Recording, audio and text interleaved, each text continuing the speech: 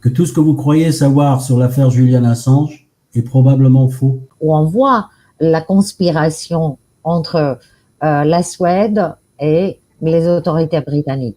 Elle a eu, pas tout, des emails entre les procureurs suédois dont je parle et les procureurs britanniques où ils sont en train de comploter pour faire traîner l'affaire. Presque tout le monde dans cette histoire, des élites, sont mouillés jusqu'au cou. Où est-ce que vous avez vu une enquête préliminaire qui dure 9 ans? Tout cela n'aura pas été possible dans le silence des médias. Cette affaire, sans la collaboration des médias, et j'ai des noms, hein. Bonjour tout le monde, j'espère que vous allez bien, surtout que vous êtes en forme. Aujourd'hui, on va vous parler d'un sujet très important, de Julian Assange, le fameux lanceur d'alerte.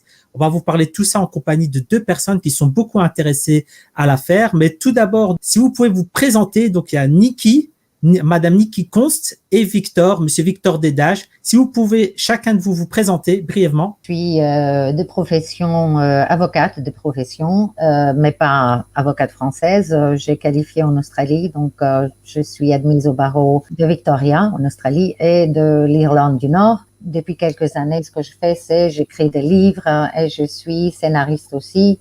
J'ai écrit un livre qui s'appelle Juste une gifle sur la violence contre les femmes.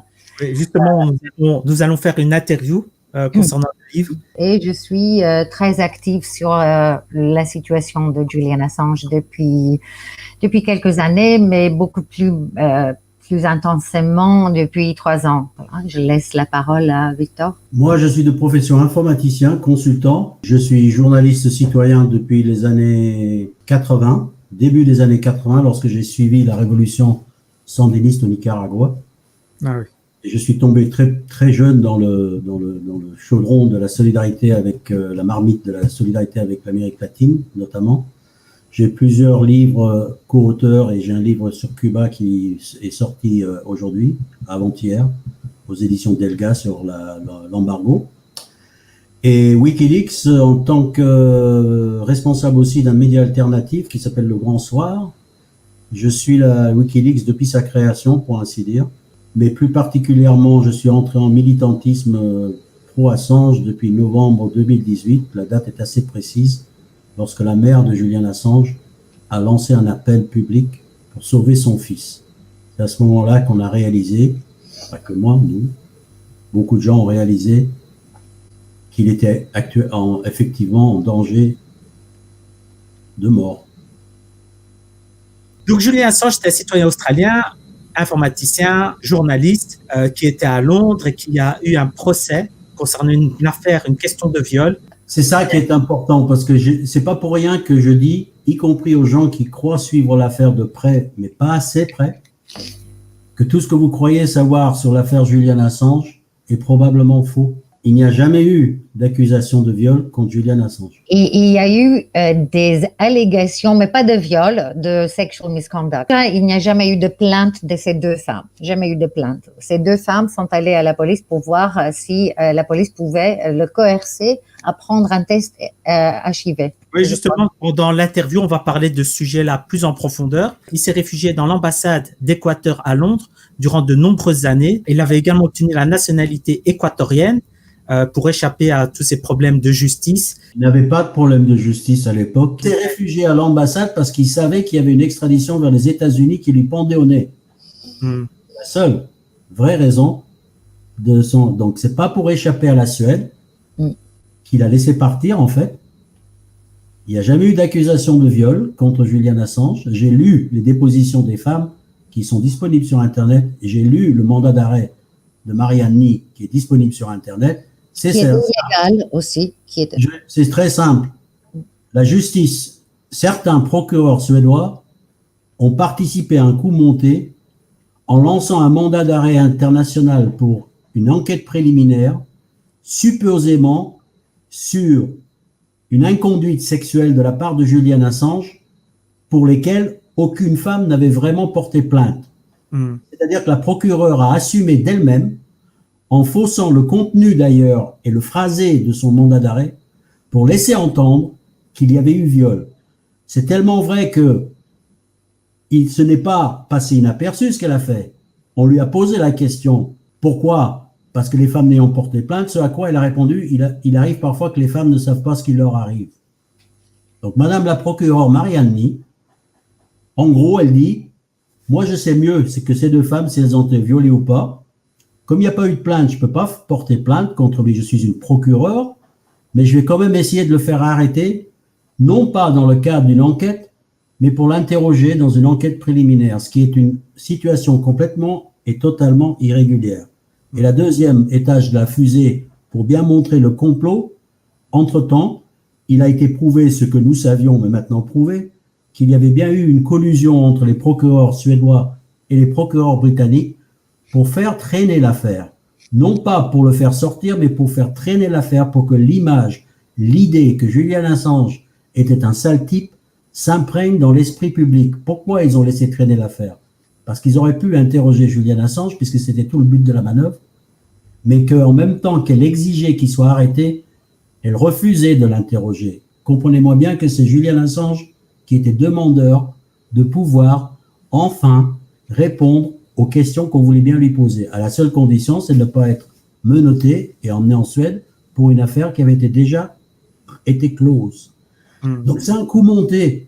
Il faut bien comprendre que c'est un coup monté. C'est pas un farouche défenseur de Julian Assange qui est en train de vous dire « Ah, croyez-moi, ce type est bien ». Il suffit de se pencher dessus précisément sur les clauses. Qui a dit quoi et à quelle date? La justice suédoise a servi de rabatteur du gibier Julian Assange dans les pattes de la police britannique pour qu'ils puissent l'arrêter, le ficeler comme un rôti et le préparer pour être livré aux États-Unis, ce qui était le plan depuis le début. Donc chaque fois que vous entendez dans un grand média le mot viol, sachez que sa personne qui vous dit ça ne connaît strictement rien à l'affaire et ne fait que répéter par cacophonie ce qui constitue une épaisse couche de désinformation, très épaisse. Et c'est pour ça qu'il faut creuser profond, parce que la couche était épaisse. Vous vous dites, si vous cherchez des recherches sur Google, vous dites, mais tout le monde le dit. Ben bien sûr, mais c'est ça le problème, c'est que tout le monde le dit. Oui, et d'ailleurs, l'affaire Assange, j'ai oublié de le dire, mais c'est surtout l'affaire donc de WikiLeaks. Donc, leaks, ça veut dire fuite en anglais. Et donc, c'est une organisation qui révèle un petit peu les secrets des États et qui a surtout révélé les crimes américains et britanniques dans la guerre en Afghanistan et dans la guerre en Irak. Et c'est surtout pour ça qu'ils veulent le juger, l'extrader. Qu'est-ce que les Américains reprochent à WikiLeaks et à Julian Assange? Ça, c'est super intéressant. Je vais vous dire, pour avoir suivi l'affaire de très près, je n'en sais rien. Ah, pourquoi? Mais parce qu'ils ont changé, nous sommes en 2020, ils ont changé 3 fois de chef d'accusation. Vous en avez entendu parler des premières qui, à grand fracas, les 17 trucs à suivre. Ça, c'était espionnage. Non, tentative d'intrusion. Les premières, tentative d'intrusion. Ensuite, ils ont balancé, ils ont dit non, oubliez ça, on va recommencer au mois de août, à quelques semaines du procès. En dehors de tous les délais légalement admis, ils ont dit non, finalement, on va lui reprocher, on va l'accuser d'autre chose. Cette fois-ci, on l'accusait d'espionnage, sous la fameuse loi d'espionnage, mais d'espionnage spécifiquement, pas que de hacking, espionnage. Et au cours du procès, parce qu'il faut avoir suivi les comptes rendus et ce que les avocats américains racontaient, ils ont encore changé de fusil d'épaule parce qu'entre-temps, ils se sont rendus compte qu'il n'y avait rien, aucune base. Et au milieu du procès, ils ont encore changé d'accusation et toutes les dernières audiences étaient uniquement concentrées sur le fait qu'il a été complètement détruit par tous les témoins, mais ils se sont accrochés à ça, et je dis bien accrochés, ils n'avaient plus rien à quoi s'accrocher, ils se sont accrochés à la branche. Les publications de WikiLeaks et Julian Assange ont mis des vies en danger. Okay. Ce que tous les témoins sont arrivés pour expliquer que non, qu'ils ont fait exactement le contraire, qu'ils ont tout fait pour protéger le nom des gens qui figuraient. Ça aussi, c'est une légende urbaine par rapport à WikiLeaks et Julian Assange. Ils balançaient des choses alors qu'en fait, c'était pas eux. Ils faisaient exactement le contraire, tentant de protéger. En fait, le responsable dans la pièce où se trouvait Julian Assange et tout un pool de journalistes internationaux qui travaillaient ensemble pour publier à l'époque, en 2010, le responsable, l'adulte dans la pièce, c'était Julian Assange. Et c'est tous les autres. Et ça, c'est les témoignages de gens qui étaient dans la pièce qui racontent ça lors du procès. Et on le voit aussi dans un documentaire filmé à l'époque qui s'appelle Inside WikiLeaks, où c'est Julian Assange qui demande à tout le monde, calmez-vous, on ne peut pas balancer les informations, il y a des noms, des gens qui pourraient être mis en danger. Et les autres, ouais, non, mais encore une légende urbaine qui tombe. Et la plupart de ce que les gens connaissent à la première couche d'informations qu'ils entendent, ça c'est généralement complètement bidon. À la deuxième couche, telle que vous commencez à creuser, vous vous approchez de la réalité, mais il manque quand même les petites variations qui montrent jusqu'à quel point ils vous ont mené en bateau. Pour la plus grande affaire de journalisme du 21e siècle, c'est quand même incroyable que, anecdotiquement, soit dit en passant, qu'un simple citoyen, Victor, qui tient un petit blog, soit quasiment le représentant ou le défenseur du côté médiatique de Julian Assange, alors que c'est la plus grande affaire du journalisme du XXe siècle.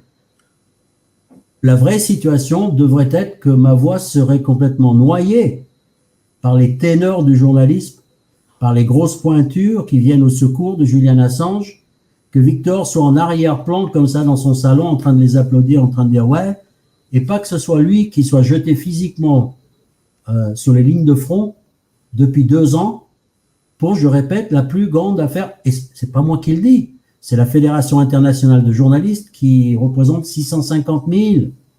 Qui suis-je pour parler au nom de la Fédération internationale de journalistes? Mais qui sait que la Fédération internationale de journalistes a pris des faits et causes pour Julian Assange? C'est le National Union of Journalism en Angleterre qui vient d'appeler, le syndicat des journalistes, qui vient d'appeler tous les autres syndicats à prendre, il y a hier ou avant-hier, à prendre fait et cause pour Julian Assange. Mais qui sait que le NUJ britannique, et on en est encore dans certains milieux journalistiques, c'est aussi avec des guillemets, à se demander si Julian Assange est un journaliste.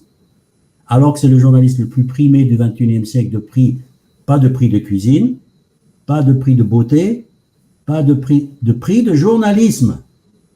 D'accord? Comme on les a eus, on se demande. En tout cas, prix de journalisme.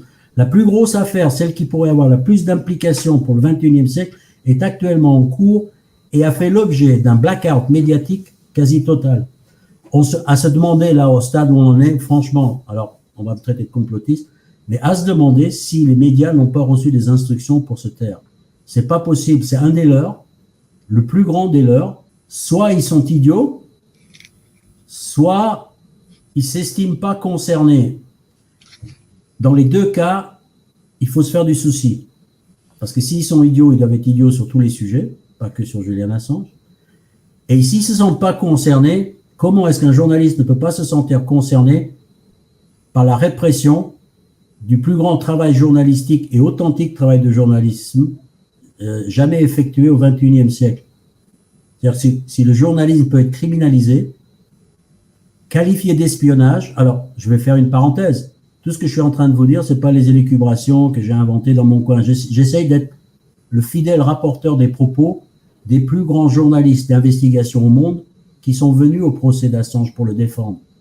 Je parle d'Ellsberg et les Pentagon Papers, qui lui-même a dit ce qu'a fait Julian Assange, ce qu'a fait Wikileaks, c'est pas la peine d'essayer de tracer une ligne de partage entre leur travail et le mien, moi qui suis un héros et lui qui risque 175 ans de prison, parce que ce que lui il a fait et ce que moi j'ai fait, c'est la même chose. Moi je suis un héros, n'essayez pas de jouer au le gentil Ellsberg et le méchant Assange. Assange et moi, nous sommes frères dans cette affaire. Donc il s'agit réellement d'une répression. Toutes les variations sur le thème, il était inconscient, ce qu'il a fait, c'est pas bien, il n'aurait jamais dû publier ses documents, il a mis rien, tout a été démoli en long et en large dans le passé, mais surtout au cours du procès, lorsque les vrais témoins, les vraies personnalités, les gens de très haut niveau qui sont venus pour défendre Assange. Oui. Et là, comme par hasard, et je finis là-dessus, il n'y avait pas un seul journaliste présent au cours de ce procès qui a duré 2 semaines. Il y avait 93 journalistes qui ont été accrédités parce que j'ai fait une demande d'accès aux documents administratifs. Il y a eu 93 journalistes accrédités pour être présents, soit physiquement, soit virtuellement, lors du procès et la plupart d'eux, on n'a rien entendu d'eux, surtout la BBC, rien. Donc, on a eu des infos, surtout par Twitter, de 5 ou 6 journalistes sur les 93. Craig Murray. On fout. D'ailleurs, on voit Craig Murray, c'est pas vrai. Je ne sais pas s'il s'identifie en tant que journaliste, mais bon, il fait un travail de journalisme, c'est sûr. C'est un ami de la famille, il a réussi à rentrer dans le salle d'audience et tous les matins, on trouvait sur son web site les comptes rendus écrits de ce qui s'était passé dans le tribunal. 50 ONG ont été refusées par la juge Vanessa, dont Amnesty International, ce qui est je crois pour eux, c'était la première fois qu'ils se voient refuser l'accès à un procès. Reporters sans frontières, idem. Ils réussissaient à rentrer parce qu'il y avait des camarades de la solidarité qui faisaient le pied de grue devant le tribunal où seuls 4-5 sièges étaient réservés depuis l'aube. Et quand elle se présentait, lui cédait sa place. Chose à quoi la représentante de Reporters sans frontières a déclaré, même en Turquie, même dans des pays comme ça nous est jamais arrivé. Qu'on nous refuse l'accès à la salle. Nous avons assisté à un pur procès. Alors, il y en a qui n'aiment pas que je dise stalinien, mais appelez ça comme vous voulez, kafkaïen, stalinien, saoudien, trouvez un pays ultra répressif et mettez le qualificatif qui vous convient, mais c'est ça. En plein cœur de Londres, pour un homme qui n'a jamais été accusé de quoi que ce soit, qui n'a violé absolument aucune loi, c'est pas moi qui le dis, c'est pas lui qui le dit, c'est tous ceux qui sont les seuls en fait à lui vouloir à l'accuser de quelque chose, mais on ne sait pas quoi exactement. C'est le département d'État des États-Unis, enfin le département de justice des États-Unis. En tout cas, on voit que c'est un procès très important et très instrumentalisé. Il faut savoir aussi donc que Julian Assange est resté donc réfugié plusieurs années dans l'ambassade d'Équateur à Londres, je crois 7 ans. Et au bout d'un certain temps, il avait même la nationalité équatorienne. Quand il y a eu le nouveau président qui avait été élu il y a environ 1 an et demi, 2 ans, il a perdu sa nationalité équatorienne. Il a été arrêté et maintenant il est, je crois, emprisonné au Royaume-Uni en attendant son procès. Il ne sait pas encore s'il va être extradé vers les États-Unis. Donc il y a un procès en cours. On va parler de tout ça. Donc première question. Je vais la poser à tous les deux. Pourquoi le président Lénin Moreno, le nouveau président équatorien, pourquoi est-ce qu'il a arrêté l'asile politique de Julian? C'était pas juste l'asile, hein. On lui a privé lui a privé de tous ses droits fondamentaux, voilà. Mais on lui a privé de sa nationalité équatorienne, on lui a privé de l'asile illégalement. Hein. On lui a privé de ce chauffage dans sa chambre en hiver. Oui. Les conditions de vie n'étaient pas idéales quand il était dans l'ambassade des Équatoriens. Il était dans un hôtel 4 étoiles pour ceux qui nous écoutent. Il y a eu l'affaire UC Global aussi. Donc, on a espionné non seulement Julian Assange je crois que depuis 2015, si je me trompe pas. Donc, UC Global, la société espagnole qui était en charge de la soi-disant sécurité de l'ambassade espionnait Julian Assange et tout le monde, les journalistes, les médecins, ses avocats. Donc déjà, par rapport à ça, le fait que tout a été envoyé vers les États-Unis, parce que UC Global envoyait tout vers les États-Unis, vers la CIA. Toutes ces conversations avec ces avocats étaient connus par la CIA. Normalement, une affaire comme ça, on les jette dehors tout de suite, parce qu'il y a eu une vice dans tout procès potentiel qui n'est pas réparable. Donc, normalement, à ce moment-là, ils auraient dû non seulement ne pas continuer avec le procès, ils n'auraient jamais dû être arrêtés. Donc, Moreno, qui sait exactement quelles intentions le motivaient, quelles étaient ses vraies motivations. En tout cas, on sait qu'il a bien profité de cette histoire. Il l'a vendue pour, si on fait la totalité de ce qu'il a gagné, c'est quelques milliards. Je pense que Victor, c'est plus. Il y avait le prêt du FMI. il y avait plusieurs avantages qu'il a gagnés Moreno, dans l'histoire. Moreno était censé être le candidat qui devait prendre la succession de Raphaël. Correa. C'était à une époque son vice-président. Il a donc été élu comme un candidat de gauche qui devait prolonger l'action du gouvernement qui avait accordé l'asile à Julian Assange.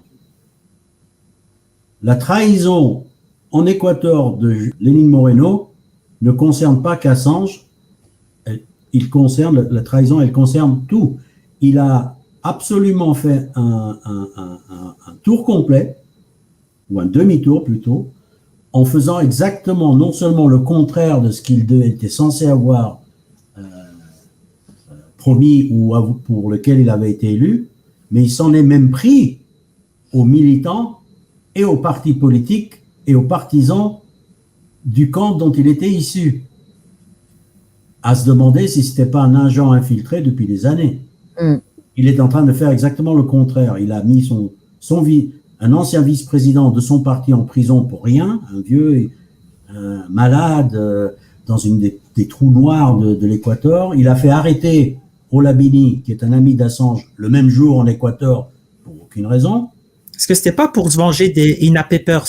C'est pas Wikileaks, je sais. Il a accusé Wikileaks. Wikileaks n'y était pour rien. Ça aussi, c'est des légendes urbaines. D'ailleurs, Wikileaks l'a précisé, c'est pas nous. Nous avons simplement relié l'information qu'il y avait eu. Mais il a essayé de mettre ça. Il a accusé Julian Assange au moment même où il était espionné. Ses moindres faits et gestes, y compris dans les toilettes des femmes. Il l'a accusé, Julian Assange, d'avoir organisé une base d'espionnage mondial à l'intérieur de son propre ambassade à Londres. Enfin, ça c'est typiquement la tactique des psychopathes et des néoconservateurs, des gens qui s'attachent à détacher leurs propos de la réalité en espérant que quelques-uns avaleront l'hameçon. Malheureusement, beaucoup l'avalent en fait. Donc, la trahison de Lénine Moreno est générale, globale, ça ne concerne pas que Wikileaks, mais pour cette affaire-ci, ça concerne particulièrement Wikileaks. Sachant que pour arriver à ce qu'il a fait, contrairement aux trahisons électorales, il a fallu qu'il viole la constitution équatorienne. Oui. Et il a eu l'aide de the Inter-American Court. Le fait qu'il ait violé la constitution équatorienne pour faire à Julian Assange ce qu'il a fait, avec le mépris total des lois équatoriennes, etc., c'est juste débarrassez-moi de ce mec. Ou plutôt, on m'a demandé de nous débarrasser de ce mec. Ce n'est que un épiphénomène de plus sur le longue histoire qui a commencé par Mariani, qui a émis un mandat d'arrêt illégal. Et je dis illégal pour la simple bonne raison que les Anglais ont dû changer la loi après avoir servi le mandat d'arrêt. La loi anglaise a été changée après Mariani pour pas que ça puisse se reproduire et pour camoufler un peu leurs méfaits. Mais n'empêche qu'Assange, et tout le long et depuis le départ, alors je vais pas parler à la place des avocats, mais on va dire grosso modo qu'à chaque étape, chaque question posée, chaque décision prise, chaque mesure prise, aucun ne correspondait à ce qu'on pourrait penser être la logique dans une affaire juridique, dans un état des droits sur la liberté d'expression. À commencer par celle-là. Qu'est-ce que fait un journaliste dans une prison de haute sécurité? Et il y a accroupi presque un an, plus d'un an, presque un an, uniquement sur une présomption pour avoir violé son liberté sous condition et d'avoir été en préventif. C'est du jamais vu de voir quelqu'un en préventif dans une prison de haute sécurité. Vous enfermez pas à Guantanamo quelqu'un qui est en attente de jugement. Un journaliste qui n'a jamais accompli un acte de violence. Donc, c'est pas une procédure habituelle, quoi. C'est un procès spécial, quoi. Mais ultra spécial, ultra anormal. Comme il a dit Paul Close du service du parquet britannique, il a dit ce n'est pas un cas ordinaire comme les autres. Oui, donc, tout à fait. On a depuis quelque temps les emails que Stefania Morizzi a réussi à obtenir, où on voit la conspiration entre la Suède et les autorités britanniques. Et ils sont tous mouillés de deux côtés, surtout sur l'île britannique. Peu importe où on regarde, si on regarde les juges, Arbuthnot, Emma Arbuthnot, avec des conflits d'intérêts énormes et des avantages qu'elle a eus personnellement et à travers son mari et son fils. Il y a aussi Sajid David, l'ancien Home Secretary, qui a signé l'ordre pour l'extradition tout de suite. Il y a Keir Starmer, qui est actuellement le leader du Parti travailliste, qui à l'époque était le directeur du parquet britannique, à l'époque où il y a eu la collusion, la conspiration entre les procureurs suédois et britanniques. Tout le monde, en fait, presque tout le monde dans cette histoire des élites sont mouillés jusqu'au cou. C'est pour ça que je dis aux gens, ne croyez pas que Julian Assange a été arrêté et est en cours d'être jugé, je mets des guillemets, par une justice sereine et neutre qui se frotte le menton en se demandant qu'est-ce que c'est que cette affaire. Non, c'est les criminels qui les...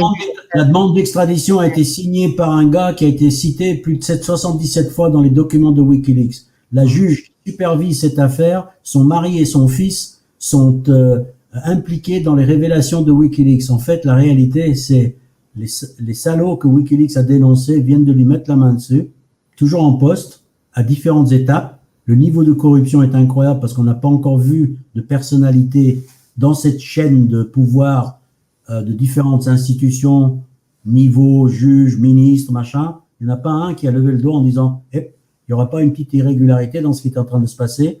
La complicité est terrible.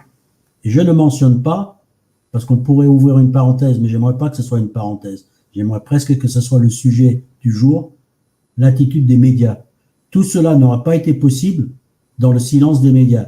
Cette affaire, sans la collaboration des médias, et j'ai des noms, hein, c'est pas les médias en général, y compris les anciens partenaires de Wikileaks, qui sont bien placés pour savoir le niveau de mensonge. Je peux pardonner à un petit journal local de mal comprendre mais Le Monde, non. The Guardian, non. Mediapart, même, non. El País, non. Der Spiegel, non. New York Times, non. Washington Post, non. Ils étaient dans le bateau avec Wikileaks. Oui, donc au début, c'était eux qui avaient publié toutes les... Pas que. Mais il n'y en a pas un seul qui a avancé. Il y en a un, celui de Der Spiegel, qui est venu au procès, qui a témoigné, longuement témoigné, précisément témoigné, qui était rédacteur en chef des recherches internationales, des enquêtes internationales. Les autres, on les a pas vus. Il n'y en a pas un seul qui a avancé, qui a dit, ne serait-ce que pour rétablir la vérité, on pourrait dire sans prendre parti, mais la vérité, non, c'est pas comme ça que ça s'est passé. Je peux témoigner, j'y étais. Même pas. Non, mais même pas. Comment ça se fait que 93 journalistes étaient accrédités pour suivre ce procès? Pas un seul n'est venu. Ils sont où, ces 93 journalistes? Vous avez employé les mots de complot, conspiration, etc. Et on va facilement vous répondre, vous êtes des complotistes, des conspirationnistes, etc. Que répondez-vous à cette accusation? Attendez, encore une fois, moi, cette affaire, nous, on a des preuves de ce qui s'est passé. Niki a cité Stefania Maurizi, qui est une grande journaliste italienne qui travaille pour la Repubblica. La Repubblica, c'est l'équivalent du Figaro. À l'époque, elle travaillait pour la Repubblica. Elle a eu les courriers, les emails que soi-disant les Suédois avaient effacés. Elle a eu, pas tout, des emails entre les procureurs suédois dont je parle et les procureurs britanniques où ils sont en train de comploter pour faire traîner l'affaire. Ça a été publié dans un des plus grands quotidiens italiens et tous les autres ont fermé leur gueule. Oui, j'étais pas au courant. Pardon l'expression et pardon le langage, parce que ma colère dans cette affaire est quand même un petit peu. Non, mais la conspiration entre les deux parquets est claire. Il y a pas le moindre de doute. Et par rapport la conspiration du silence. Il n'y a pas de doute. Ah oui, parce que c'est plus facile de faire comme ça que de mentir constamment, parce qu'avec le mensonge, on peut être, on peut tomber dans la merde. Mais c'est extrêmement grave le niveau où Donc, en fait, ce la sont pas profession, la profession des professionnels du journalisme, les professionnels de grands médias, c'est un métier sinistré. La profession est sinistrée. Voilà. C'est une catastrophe. J'ai toujours pensé pas trop de bien, mais j'aurais pu mettre ça jusqu'à présent à la fois pour des questions idéologiques et à la fois pour des questions de conditions de travail. Est-ce qu'ils avaient les moyens de chercher? Est-ce que c'est ça qu'on leur demandait de faire? Ah, il y avait peut-être des petites excuses. Sur l'affaire Assange, il n'y en a plus. Sur l'affaire Assange, il n'y a plus d'excuses. Parce que tout est là maintenant à l'air, à public. Nous avons accès à tout ce qui manquait pour remplir les espaces. Londres, c'est pas si loin pour assister au procès. C'est pas comme même les journalistes britanniques. Mais pire que ça, on a vu des journaux comme The Guardian, qui est idéologiquement positionné, on pourrait dire, comme Le Monde chez nous. Hein. Centre-gauche, on va dire, à peu près. Ouais, quelque chose comme ça. Publié en novembre 2019, une pleine page d'un article complètement bidon, inventé de toutes pièces, de A jusqu'à Z, sur la pseudo-visite de Julian Assange par un proche de Trump. L'article allant jusqu'à décrire la couleur du pantalon que portait le monsieur. Qui s'appelle Manafort. Hein, Manafort.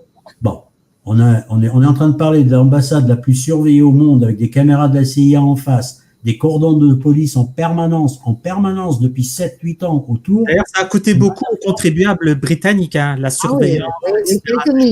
C'est des millions pour les contribuables. On n'a jamais vu une telle détermination à mettre la main sur quelqu'un accusé de choses, même s'ils admettaient le viol. Pour aucun violeur au monde, ils auraient investi autant pour l'arrêter. C'est sûr. Donc, ce n'est pas des théories du complot, ce sont des complots avérés, on va dire, pour vous. Ça devient des théories du complot parce que la désinformation est telle que dans l'esprit des gens, il y a un tel écart entre ce qu'on est en train de dire et ce qui fait que les gens qui ont diffusé ces informations n'ont plus qu'à mettre la main sur le ventre et tourner les pouces et nous faire accuser éventuellement de théorie du complot. De toute façon, cette phrase... Mais moi, j'ai envie de dire, les fact-checkers là qu'on voit sur l'AFP tous les jours, sur Google News, les fact-checkers de Libération, les décodeurs, les codex du monde là, qui vont te prouver que cette vidéo, cette photo n'a pas été prise à Bucarest, mais à Caracas ou Dieu sait quoi. Où sont-ils dans l'affaire Assange? Où sont-ils? Alors, la théorie du complotisme, elle peut tenir parce que Victor, personne connaît, Niki, personne connaît. Je rappelle que je suis en train de répercuter les propos et que j'aurais bien aimé que ce soit lui qui soit assis à ma place, pas moi, de Daniel Ellsberg, qui est le plus grand journaliste vivant au monde.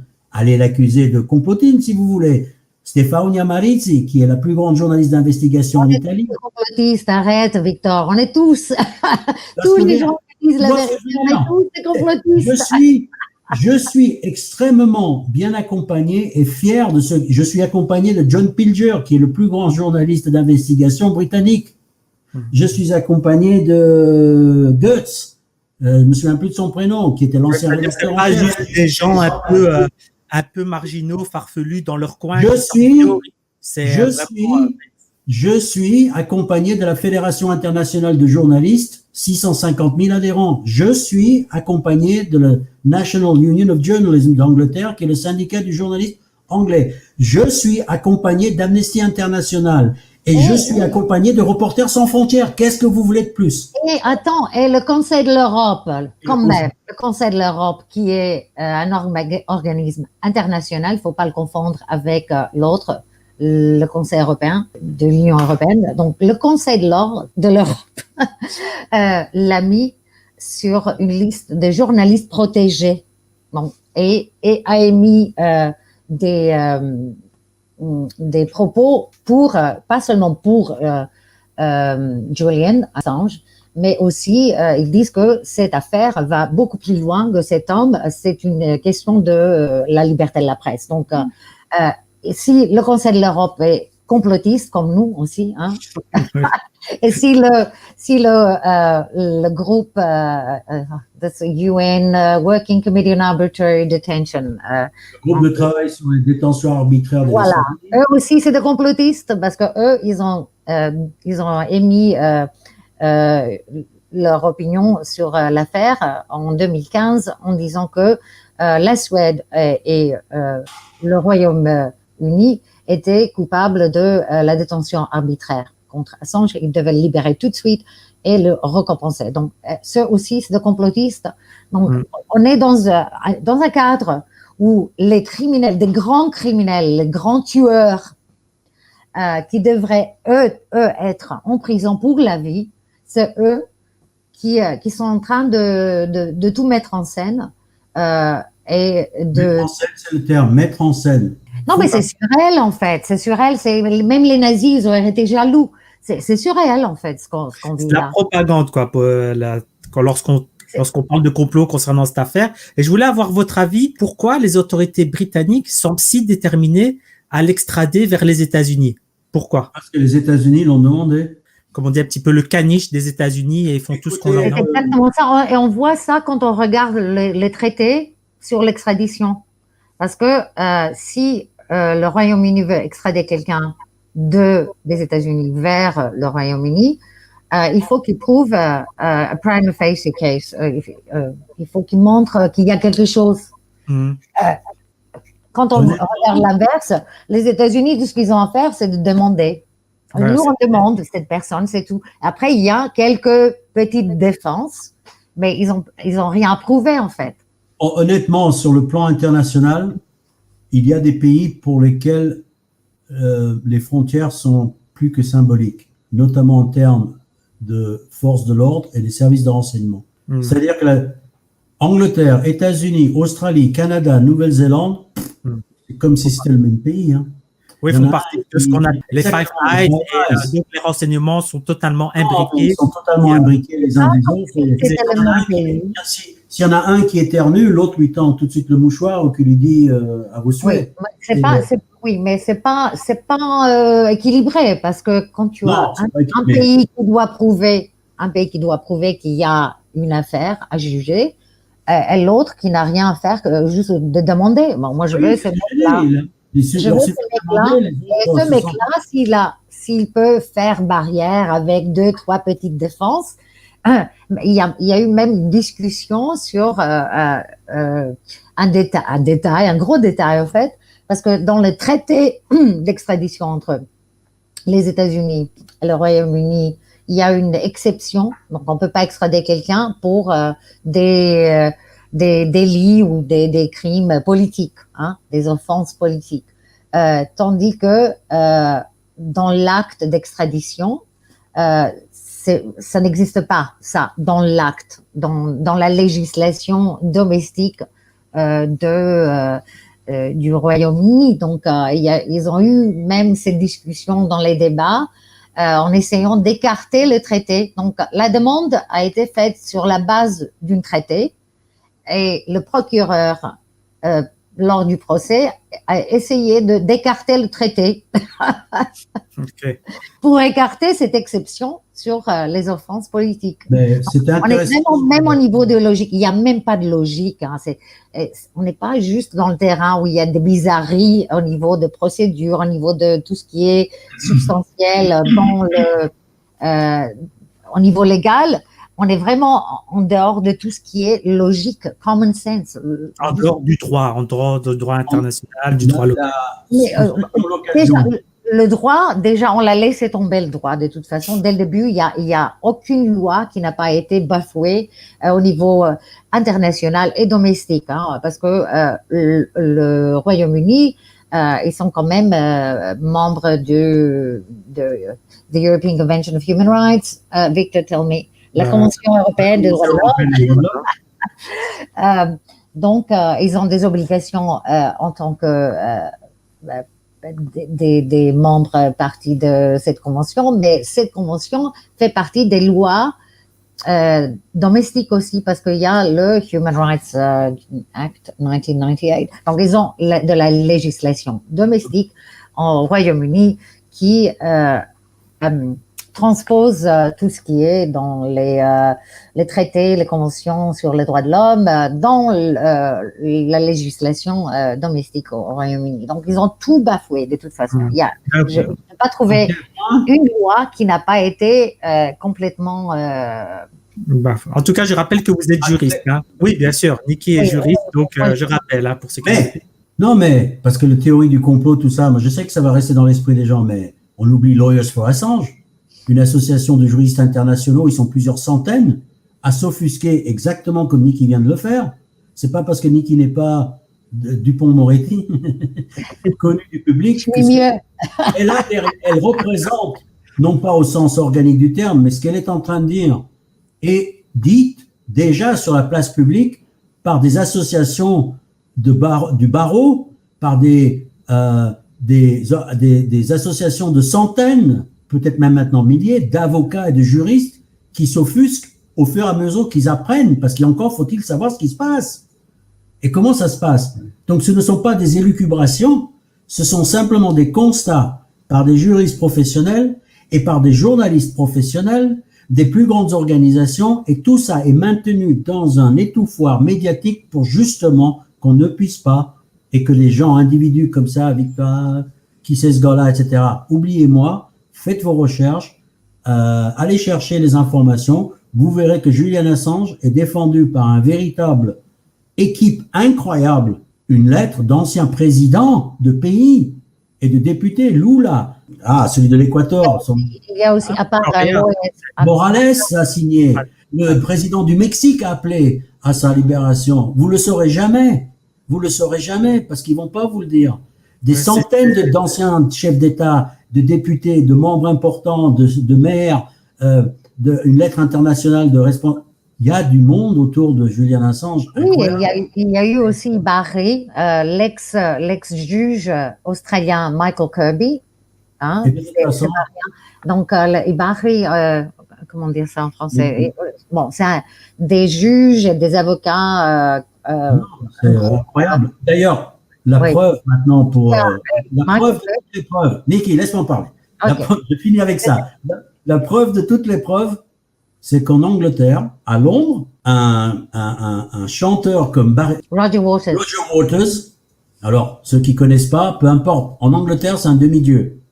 C'est le cofondateur du groupe Pink Floyd. Tout le monde connaît Pink Floyd. Roger Waters. Je ne sais pas le nom du chanteur. Non, mais les Français connaissent pas forcément le nom de Roger Waters. Ils connaissent Pink Floyd. Donc, en Angleterre, en tout cas, tout le monde sait qui est Roger Waters. Donc, c'est comme avec Paul McCartney. Il est là-haut. Il organise un concert acoustique gratuit dans la rue de Londres pour Julian Assange. Aucun média n'en parle, ni avant, ni pendant, ni après. Si, Russia Today. Russia Today, c'est le seul. Non, mais c'est vrai, c'est le seul média. Le seul média qui ont fait leur boulot. Ils ont fait un boulot de journaliste. Quand on ne fait pas mention d'un personnage aussi people que ça pour un concert, qu'on s'abstient de l'annoncer, qu'on s'abstient d'en parler et qu'on s'abstient même de dire qu'il l'a fait, la volonté de censure est flagrante, nette et précise, et il y a peu de discussion. Tout le reste vient évidemment en plus. Mais j'allais dire, c'est tellement people et c'est tellement évident que ça aurait dû attirer la presse. Le fait qu'ils y soient pas, pour moi, c'est comme si Johnny Hallyday, bon, paix à son âme, mais l'exemple, pour trouver un exemple, si Johnny Hallyday faisait un concert gratuit à Paris et que pas un seul jour. Oui, bien sûr, tous les médias en parleraient. De toute façon, ils parlent de tout et n'importe quoi quand il s'agit de grosses vedettes. Maintenant, on va parler un petit peu de la justice suédoise. Donc, le 19 novembre 2019, donc une semaine après l'arrestation de Julian Assange, le parquet suédois annonce classer sans suite l'enquête pour viol. Oui. Elle avait fini son travail. Une semaine simplement après son arrestation, faute d'avoir réuni les preuves requises pour une condamnation. Est-ce que cela prouve que la justice suédoise est instrumentalisée et qu'elle est sous les ordres des États-Unis et du Royaume-uni? Déjà, où est-ce que vous avez vu une enquête préliminaire qui dure 9 ans? 9 ans. Ça n'existe pas, ça. Déjà, il y a une violation d'un droit fondamental. Attendez, vous avez commis une erreur là encore dans votre formulation, parce que moi je suis attentif à tous les mots. Oui. Elle manquait de preuves. Répétez ce que vous avez dit, c'est super intéressant. Donc, selon le parquet suédois, c'était pour faute d'avoir réuni les preuves requises pour une condamnation. Alors que le procès n'avait même pas commencé, ils sont déjà à dire qu'il n'y avait jamais eu de preuve depuis 9 ans. C'était une enquête. Apparemment, c'est un réseau officiel qu'ils ont donné. Oui, mais vous regardez, tout le monde raconte n'importe quoi et tout le monde avale tout. Maintenant, cela dit, il y a 2 raisons pour lesquelles ils ont arrêté. D'abord, parce qu'il n'y avait jamais eu d'affaire. Je rappelle aux gens, parce que même moi, j'en arrive à oublier les détails.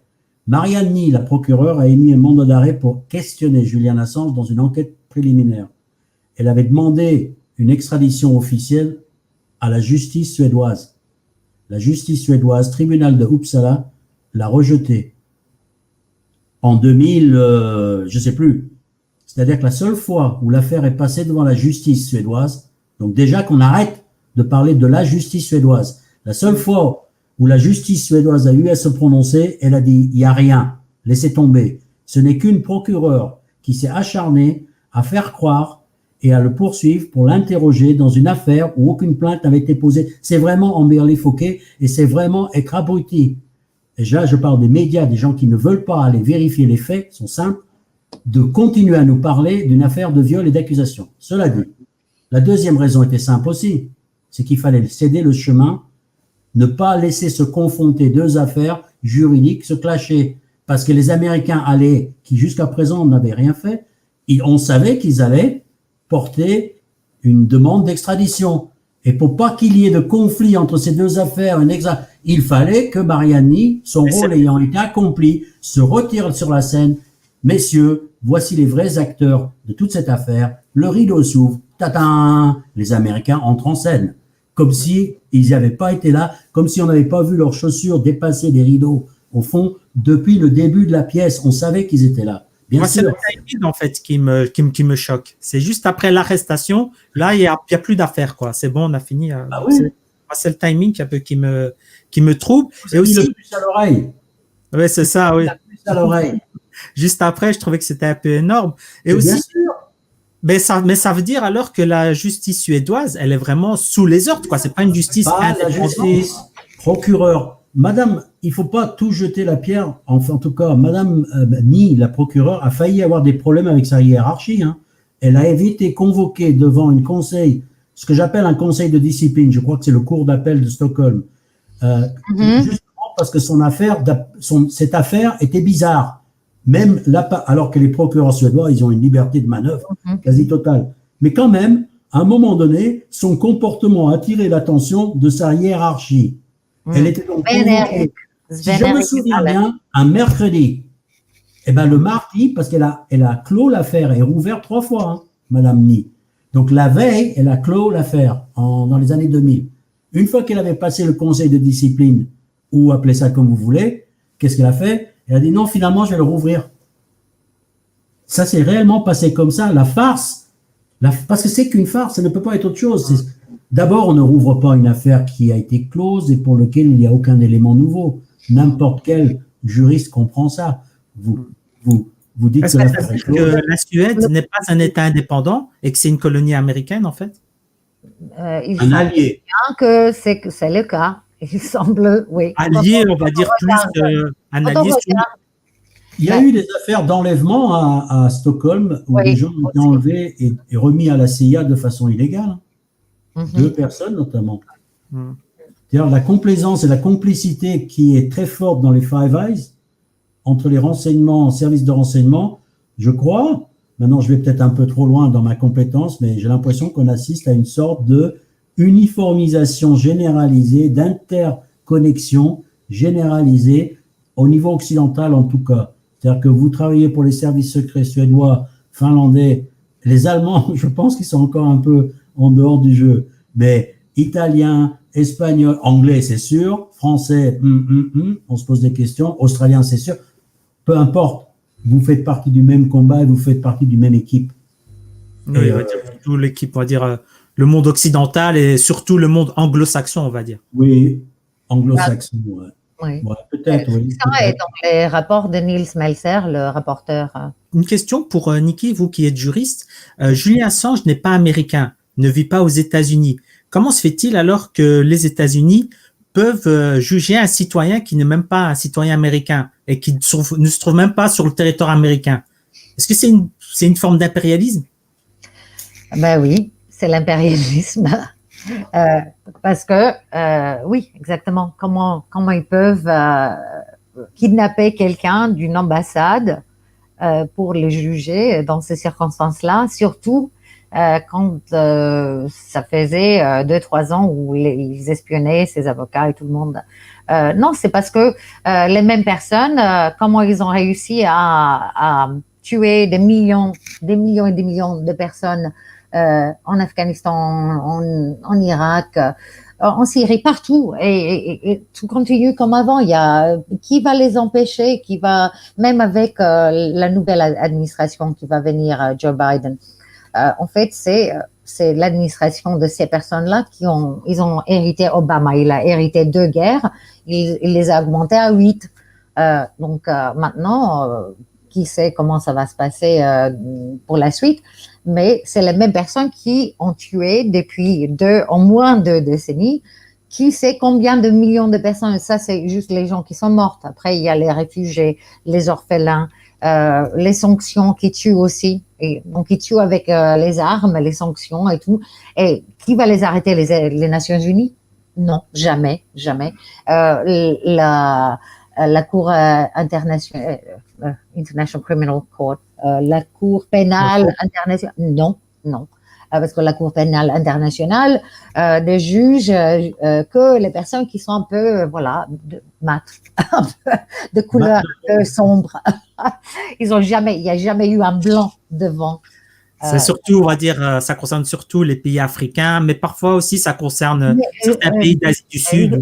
J'attends que quelqu'un me dise le nom d'un blanc qui a comparu devant la Cour. Celui de Serbie, non? Milosevic, non? Non, ça, c'était pas la Cour internationale. C'était la Cour de justice, je crois, c'est ça? Oui, ça, c'était pas la Cour pénale internationale. C'était pas un tribunal ad hoc qui avait été créé expressément. C'était un tribunal ad hoc, mais c'était pas du tout. La Cour pénale internationale n'a jamais fait comparaître quelqu'un qui n'a pas une couleur sombre. Jamais. Et ils vont jamais vraiment s'attaquer aux impérialistes. Ils vont jamais s'attaquer aux États-Unis. Déjà, tout récemment, ils ont été menacés par Mike Pompeo. Et bon, ils ont eu des propos très fanfareux, mais c'est tout. Je crois que les États-Unis ne reconnaissent pas, corrigez-moi si je me trompe, je crois que les États-Unis ne reconnaissent pas la Cour pénale internationale pour juger. Oui, c'est pas grave. On s'en fout de ce qu'ils veulent, pardon. Ils le reconnaissent ou pas. On peut les amener il y a des mécanismes. Ils ont passé des accords bilatéraux avec la plupart des pays, comme quoi les Américains sont. Il y a des mécanismes. Il y a des mécanismes pour faire comparaître les États-Unis devant la Cour pénale internationale. Il y a d'autres mécanismes, mais ils vont jamais le faire parce que ces autres mécanismes, il faut passer par les Nations Unies. On regarde qui sont les gens qui dirigent tout ça. C'est un autre théâtre où il y a en fait les mêmes. Si on parle pas de corruption, on parle de léthargie. C'est des gens qui s'intéressent pas du tout à nous. Ils s'intéressent pas du tout à la démocratie. Ils s'intéressent pas du tout aux gens, aux gens aux milliards de gens sur cette terre. Ils s'intéressent pas du tout à nous, en fait.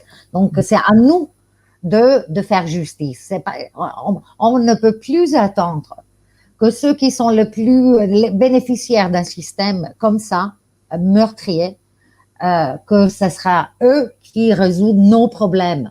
Donc, il faut que nous agissons, il faut que nous nous organisons et que nous agissons contre les grands tueurs. Voilà. Quand Bertolt Brecht, il parlait dans sa pièce de Arturo Ui, la résistible ascension d'Arturo Ui. En fait, c'est ça. On est dans un contexte de l'autoritarisme qui pourrait aller vraiment très très loin, encore plus loin qu'aujourd'hui, mais dans la barbarie des nazis. On n'est pas très très loin de cette barbarie-là. Moi, je dirais qu'on est déjà dans cette barbarie depuis longtemps, parce que si on pense que de tuer des millions de personnes en Afghanistan, en Irak ou ailleurs, partout, qu'on peut supporter ça. Nous, aujourd'hui, on supporte ça, on tolère ça. Au nom de quoi? Et c'est nous qui sommes accusés d'être complotistes. D'ailleurs, on pourrait appeler. Maintenant que Niki dit ça, je pense que l'idée me surgit, il faudra l'étudier, je le balance comme ça, mais on vient d'assister au premier procès anti-Nuremberg. C'est-à-dire que c'est le dénonciateur des crimes de guerre et d'humanité qui est devant le tribunal. Et ce sont les criminels qui sont en train de le juger. Donc, c'est à l'inverse. L'accusation et l'accusé sont inversés. Les rôles sont inversés, oui. Pourquoi, une question simple, pourquoi est-ce un problème d'extrader Julian Assange vers les États-Unis alors que les États-Unis sont un pays démocratique, respectueux des droits de l'homme, etc. C'est ce qu'on nous dit. On nous dit les États-Unis ils viennent de voter, il y a eu des élections. Les États-Unis parlent de propager les droits de l'homme, chaque fois des droits de l'homme. Déjà, il faut demander aux 50 millions de personnes. Déjà, il faut demander aux 50 millions de personnes aux États-Unis qui sont en dessous du seuil de pauvreté, qui ont été évictées de leur maison, qui n'ont pas de health, assurance médicale, qui sont envoyés aux guerres partout dans le monde pour mettre leur vie en danger, pour tuer des autres. Qu'est-ce qu'il y a d'autre qui est très beau aux États-Unis, à part tout ça? Les paysages? Le cauchemar, oui. Non, mais à part Hollywood, qu'est-ce qu'il y a de beau dans ce pays-là qui est démocratique? Pour vous, les États-Unis ne sont pas un pays démocratique? De quelle façon on voit? Déjà, quand on regarde... Attendez, ça, on est en train de dévier du sujet. Alors même que les États-Unis seraient démocratiques, qu'est-ce que ça change par rapport à l'affaire Assange? Non, je voulais poser une question. Pourquoi c'est un problème si c'est un pays libre, démocratique? Il a dit que les pays démocratiques ne sont pas capables d'actes absolument terrifiants. Israël, au sens strictus sensu de la démocratie bourgeoise, est un État démocratique, ce qui ne l'empêche pas d'être aussi un État criminel. Si la démocratie suffisait pour rendre les actions d'un État... Après, il faut regarder. Il faut regarder la définition. C'est quoi la définition de la démocratie? Les élections? Si on regarde, oui, il y a eu des élections, donc c'est non. Pour moi, la démocratie, il faut regarder les institutions. Donc déjà, sans liberté de presse, on ne peut pas avoir de démocratie. Déjà, c'est fini. Et ça, c'est pas moi qui le dis, il y a plusieurs ex-présidents, ex-philosophes partout dans le monde, y inclut Marx, qui dit que sans liberté de presse, on peut pas, il n'y a pas de démocratie. Donc déjà, on est devant un grand problème. L'égalité devant la loi, ça n'existe pas. Quand les États-Unis disent oui, on va amener Julian ici, il va être jugé dans un tribunal secret, il n'aura pas les garanties du premier amendement qui garantit la liberté d'expression, etc. Donc, même pas une égalité devant la loi, aucune transparence. Et est-ce que je continue?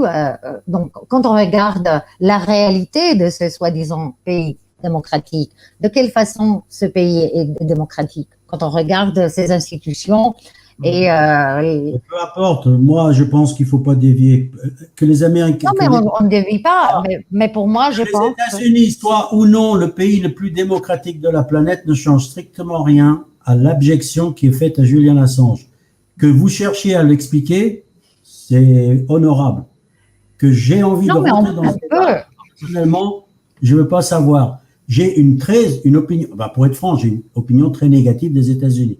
Oui, mais à la limite, c'est même pas le sujet. Oui, c'est un pays démocratique, je vous renvoie les questions. Et alors, est-ce que ça sous-entendrait que c'est une sorte de garantie qu'ils sont pas capables que les élus américains en tout cas sont pas capables de faire des saloperies? Ben non. La preuve est dans le pudding. La preuve, c'est qu'ils le font. Sur l'affaire Assange. Dans ce cas-là, on va dire que la Wehrmacht était, l'Allemagne nazie était démocratique puisque Hitler a été élu. Il n'a pas été élu, il était désigné. Apparemment, il a été élu. Il a aboli la démocratie quand il a pris le pouvoir, etc. Pour revenir à l'affaire Assange. Oui, on peut revenir à l'affaire Assange. Ok. Pour moi, à part les élections, et même là, il y a des doutes. Même sur les élections, il y a des doutes à quel point. La meilleure façon de mener une campagne de propagande, c'est déjà de contrôler le vocabulaire que les gens emploient. Une fois que vous avez mis la main ou que vous contrôlez le vocabulaire employé, vous avez gagné sur tout le plan. Donc déjà, il faut mettre en cause le vocabulaire. Les États-Unis ne sont pas en train de mener une affaire d'extradition. Pourquoi? Julian Assange, pour violer une loi américaine, il faudrait qu'il soit sous une juridiction américaine, chose qui n'a jamais été. Justement, Niki, donc, ils sont en train d'organiser, sous prétexte d'un procès avec la complicité des Britanniques et la complicité des procureurs suédois, un rendition, un enlèvement sous couvert. Oui, c'est ça. Deuxièmement, de toute façon, il n'a violé absolument aucune loi. Dixit, le dernier procès et tous les éléments. Il a appliqué le travail journalistique que tous les journalistes sont venus le défendre pour ça. On l'accuse d'être un espion. Expliquez-moi, c'est quoi ces espions qui espionnent et la première chose qu'ils font, c'est de le publier sur un site public le lendemain. Enfin, façon de parler, pas le lendemain. C'est pas du travail d'espionnage, ça. L'espionnage, c'est un espion cherche à ne pas révéler son activité. Et eux, ils font exactement l'inverse. C'est quoi le travail qui consiste à mettre la main sur des documents que personne ne veut voir publiés et de les publier? Ça s'appelle du journalisme. Ensuite, l'affaire d'accuser. Alors, il y a j'essaie de mettre le doigt sur les vocabulaires qui induisent et empoisonnent le débat. Les documents classifiés, ça c'est un terme qui revient souvent, comme si c'était un terme aggravant.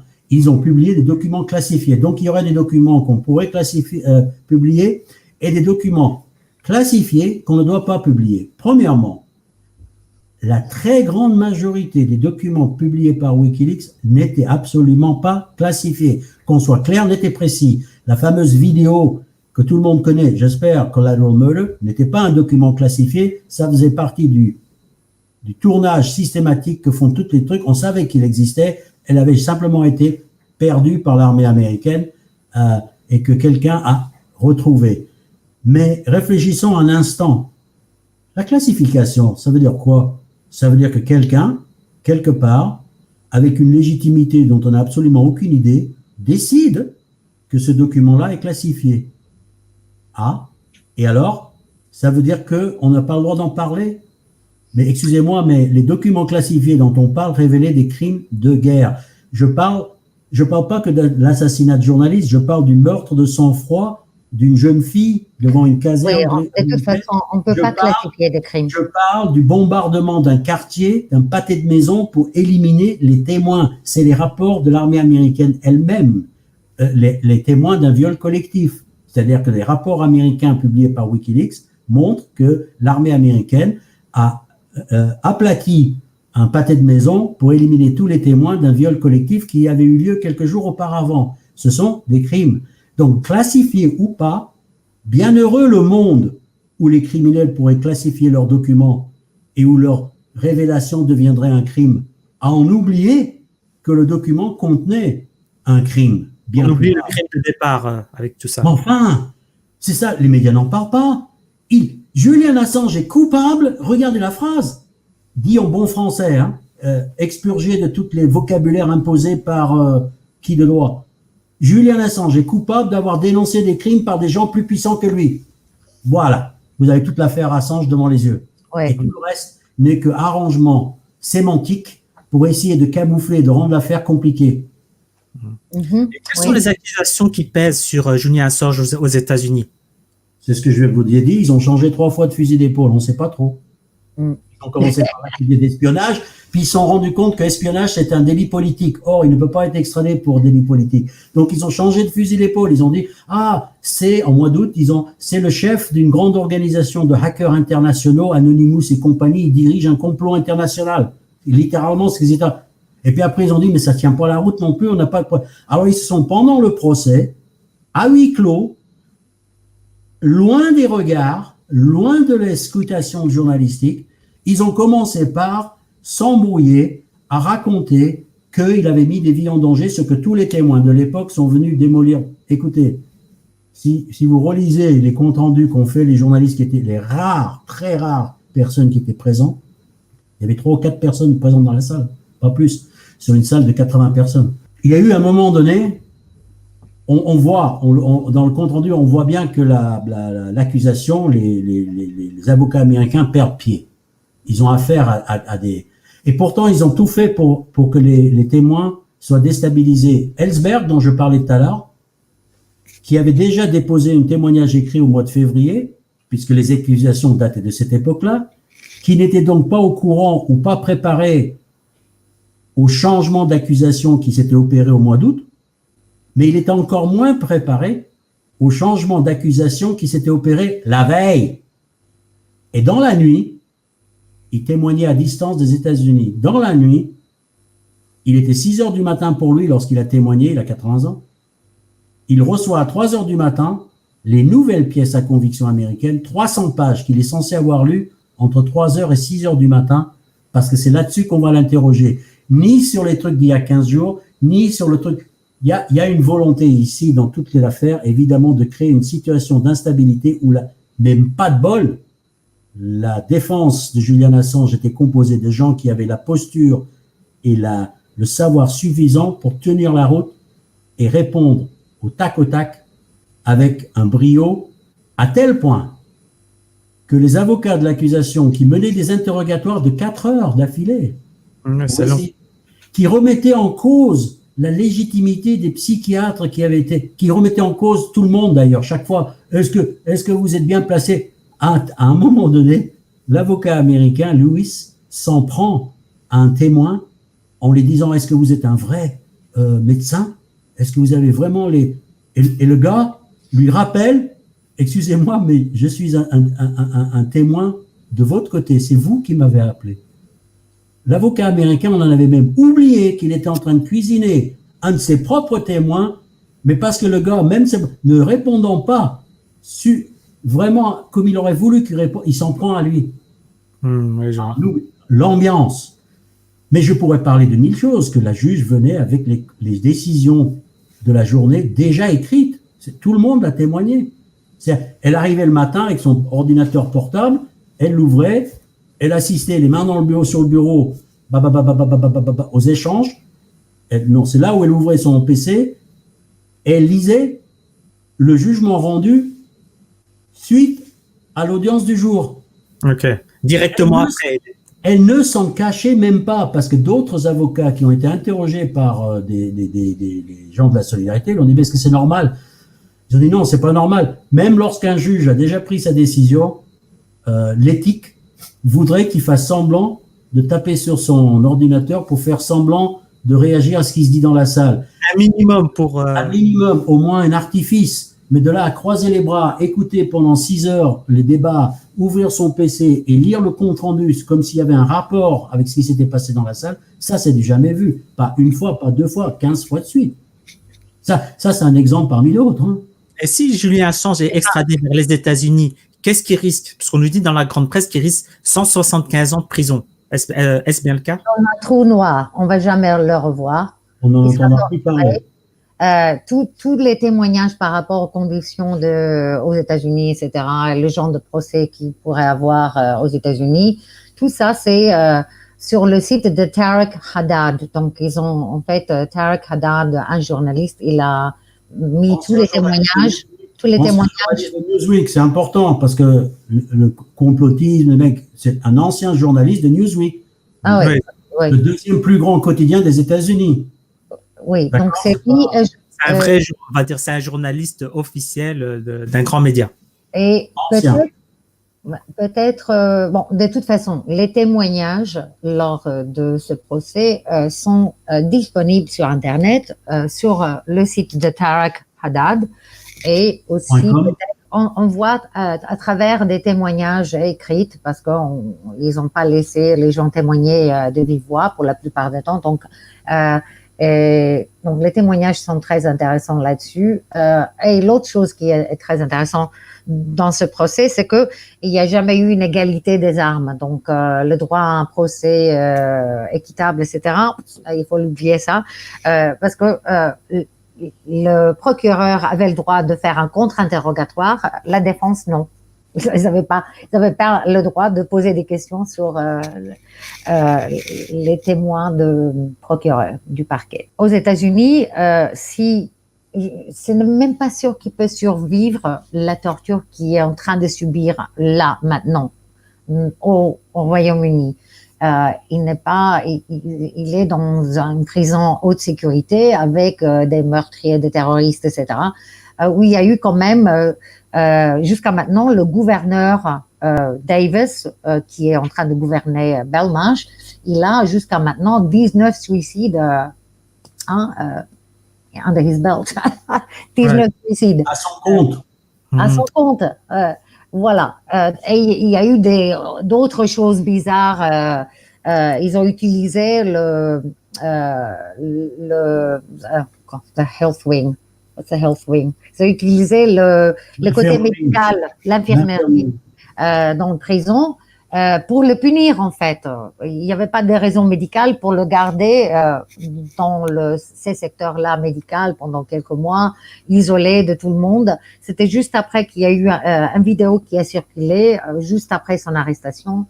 Il y a eu une vidéo qui a circulé partout dans le monde. Donc, pour le punir, ils l'ont drogué, ils l'ont mis dans le secteur médical. Ils ont brisé toutes les procédures normales. Il est très affaibli physiquement et psychologiquement. Oui, il est très vulnérable. Il a été examiné par des rapporteurs des Nations Unies spécialisés dans la torture et le mauvais traitement. 2 médecins, plus le rapporteur Nels Messner. Leur conclusion est sans appel. Il a fait l'objet d'une violente torture psychologique pouvant mener à la mort. Et physique. C'est physique aussi, hein. Le fait de ne pas avoir l'accès au soleil, parce que maintenant il y a le problème avec l'ostéoporose aussi. Le fait de ne pas avoir la capacité de bouger son corps, de faire un peu d'exercice. Non, il est depuis presque plus de 18 mois, il est dans une situation où il est aussi torturé physiquement. C'est sûr, c'est aussi. Il y a deux côtés. Et d'ailleurs, toute sa famille et tous ses proches insistent, c'est pour ça que j'en rajoute un peu, insistent et ne lâchent jamais l'accuser de lanceur d'alerte. Pour une raison super simple. Déjà, non, 2 raisons. La première, parce que c'est pas vrai. Mais la deuxième raison, c'est qu'une lanceur d'alerte viole la loi et peut aller en prison. Ah oui, ok. Et d'ailleurs, ils le sont. Mais un journaliste est protégé normalement par le premier amendement, etc. C'est pas lui qui a volé les documents, il les publie, il n'est pas poursuivi. Donc, le fait justement on essaie de l'entraîner sur le camp de lanceur d'alerte, c'est d'essayer de le mettre là où il n'a pas à être. Sauf que même un lanceur d'alerte, bon, après, il faut regarder les lois sur les crimes de guerre, les crimes contre l'humanité. Un soldat, un agent public a l'obligation de dénoncer des crimes de guerre. Donc, même les lanceurs d'alerte. Dans ce cas précis, oui, bien sûr. Même les lanceurs d'alerte étaient pas du tout en faute. Ils auraient jamais dû, Manning, il n'aurait jamais dû faire de la prison, jamais. Il a fait exactement ce qu'il a été demandé de lui par rapport aux lois domestiques des États-Unis. Parce que même, c'est écrit dans le code militaire et dans les lois des États-Unis que même le président n'a pas le droit, doit être désobéi dans le cas où il y a des ordres illégaux. Et ça, c'est partout. Après Nuremberg, c'est partout dans le monde. Et il y a la défense que je suivais des ordres, ça n'existe plus. Donc, les militaires, les agents de force de l'ordre, etc., ils ont l'obligation de ne pas obéir aux ordres illégaux. Donc, même quand il s'agit des lanceurs d'alerte, c'est pas les criminels de guerre où nous devrons nous assurer que les lois sont respectées là-dessus aussi. On va pas jeter les lanceurs d'alerte aux chiens. Parce qu'on a tendance à dire, ah oui, bon, le lanceur d'alerte, on va le jeter aux chiens. Mais sans lanceur d'alerte, on peut pas avoir. Le lanceur d'alerte, il s'accuse de ne pas avoir suivi. Généralement, dans le cas de Manning, ils lui accusent pas d'avoir dénoncé des crimes. Ils vont l'accuser, mais on est dans le monde de la mauvaise foi. Mais c'est juste pour dire qu'ils vont l'accuser de ne pas avoir suivi la procédure officielle à l'intérieur de l'armée américaine pour dénoncer des abus. Chose à quoi ils vont te répondre, mais lorsqu'on le fait, ça aboutit à rien. Donc, on est bien obligé de. Ce à quoi la justice, entre guillemets, va répondre, non, c'est une mauvaise excuse, ça. Vous auriez dû, etc. Vous n'aviez pas le droit de révéler ça. Oui, et ceux qui l'ont fait. Normalement, tout ça pour dire qu'on est dans dans le cas du procès Assange, la distinction est simplement faite pour dire qu'en tout cas, il y a un débat sur les lanceurs d'alerte qui mériterait d'être ouvert parce qu'ils n'ont jamais été autant réprimés. Peut-être à un moment, on n'a jamais eu autant besoin d'eux. Mais cela dit, Assange n'est pas concerné par ça. Nous sommes en train d'assister à un level up, un niveau où un journaliste qui jusqu'à présent n'a jamais au monde été poursuivi par les États-Unis, encore moins un étranger, pour avoir exercé sa profession et d'avoir normalement bénéficié de l'article de la première amendement de la Constitution américaine qui garantit le droit à un journaliste de publier des documents authentiques. Mais regarde, la preuve que tout ceci est vicié depuis le départ, chose sur laquelle les gens n'insistent pas assez souvent. Et pourquoi cette affaire est aussi importante? À part le fait que Wikileaks constituait une menace existentielle pour les pouvoirs corrompus, d'offrir une plateforme garantissant la sécurité des lanceurs d'alerte. C'est important de s'arrêter là-dessus parce que dénoncer, qu'est-ce qu'on dénonce généralement? Des malfaisances, des crimes. On dénonce pas des actes de bonté, on dénonce pas des histoires d'amour entre illégitimes. On est en train de parler de dénonciation de crimes. Donc en soi, est-ce qu'il y a une légitimité à une plateforme comme Wikileaks? Le débat est ouvert. En ce qui me concerne, il est déjà clos. Oui, bien sûr. D'accord? Mais l'autre, c'est que les Américains, maintenant, disent Julian Assange, non seulement est un étranger que nous permettons le droit d'aller chercher de l'autre bout du continent, ouvrons encore une parenthèse, ce qui enlève la possibilité de la plupart des journalistes d'investigation de travailler dans un pays, de faire un vrai travail d'enquête et de rentrer chez eux en toute tranquillité pour la diffuser. Ils ne sont tranquilles nulle part. Oui. Si d'autres États commencent à faire, c'est-à-dire que si la jurisprudence est établie. Ben, ils l'ont dit lors. Il y a juste la toute dernière chose, si j'arrive à, j'ai ouvert une parenthèse, je suis en train de la perdre, c'est que l'extradition, et ils vont jusqu'à dire, non seulement d'aller chercher, mais regardez, ils ont dit quelque chose de super subtil, deux choses subtiles. Pas subtiles, en fait. Une chose subtile et une pas du tout. La première chose subtile, c'est Julian Assange a violé une loi américaine. Ne me demandez pas comment, parce que là où il n'était pas sous notre... Mais bon. Mais pas toute la loi américaine ne s'applique à lui, parce que ce serait trop beau. Parce que si toute la loi américaine s'appliquait à lui, s'appliquerait aussi l'amendement de la Constitution qui les garde. Donc ils ont dit, on ne sait pas trop pourquoi, que le premier amendement de la Constitution ne s'applique pas aux étrangers. Ah, les autres lois, lui, donc ils peuvent juger des étrangers, mais la Constitution ne les protège pas. Exact. Et la dernière chose qu'ils ont dit pendant le procès, et ça aurait dû affoler tout le monde, ça aurait dû tirer toutes les sonnettes d'alarme, mais comme il n'y avait pas de journalistes présents, ils n'ont pas entendu, c'est que les avocats américains ont dit « Nous nous réservons le droit de venir chercher les autres, où qu'ils soient. » La chasse est ouverte, ils l'ont annoncé. Personne n'est nulle part. Personne n'est à l'abri. Ils l'ont dit. Voilà.